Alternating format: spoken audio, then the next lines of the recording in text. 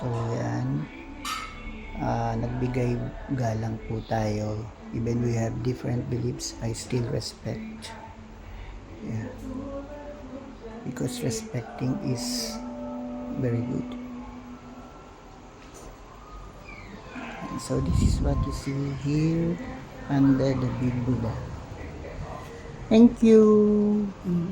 Wait, if you wanna. Yeah. So this is what you see inside here.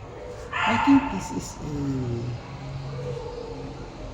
living na lagayan ng mga puso. Yeah. I think. So let's go here. Okay, so this is what's outside under the Buddha.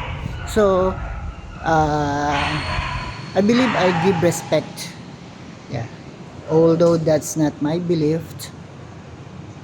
I still, yeah, I'm a Christian, Catholic, so still I give respect to other because that's what we need in every day.